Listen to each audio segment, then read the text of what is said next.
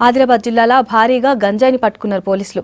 ఖానాపూర్ నుంచి గంజాయిని తీసుకొస్తున్నట్లు తెలుసుకున్న ఎన్ఫోర్స్మెంట్ సిబ్బంది 2 యువకుల్ని అరెస్ట్ చేశారు. 2 లక్షల విలువైన గంజాయిని స్వాధీనం చేసుకున్నారు. ఒడిశా నుంచి పార్సెల్ తెప్పిస్తున్నట్లు గుర్తించారు. 2 యువకుల మీద కేసు నమోదు చేశారు. గంజాయిని ఎవరికి అమ్ముతున్నారు, ఎక్కడి నుంచి వస్తుందనే విషయాల మీద విచారిస్తున్నారు.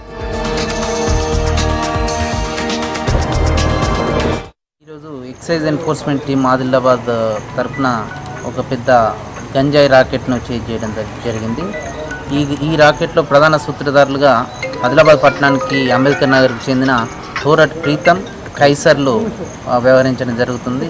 ఇందులో భాగంగా మేము ఈరోజు రైడ్ చేసినప్పుడు ప్రీతం ఇంటి దగ్గర విశాఖపట్నం నుంచి వచ్చిన 2 స్మగ్లర్లు విజయ్ భరత్ అండ్ షేక్ బాషాలను మేము పట్టుకున్నాం. తర్వాత ఢిల్లీ నుంచి వచ్చిన కొనుగోలుదారుడు తారీఫ్ను కూడా మేము అరెస్ట్ చేయడం జరిగింది. వీళ్ళ రవాణాలో ఇక్కడ స్థానికంగా సహకరిస్తున్న సయ్యద్ హుస్సేన్ను కూడా మేము ఆదిలాబాద్లో పట్టుకోవడం జరిగింది. ప్రీతం అండ్ కైసర్లు పరారీలో ఉన్నారు. నలుగురు వ్యక్తులు మేము ప్రస్తుతం అరెస్ట్ చేయడం జరిగింది. ఇక్కడ మేము ఒక 20 కిలోల గంజాయి కేకులను స్వాధీనం చేసుకున్నాం. దీని విలువ సుమారు 2 లక్షలు ఉంటుంది. వాళ్ళ దగ్గర నుంచి ఫోన్లు మరియు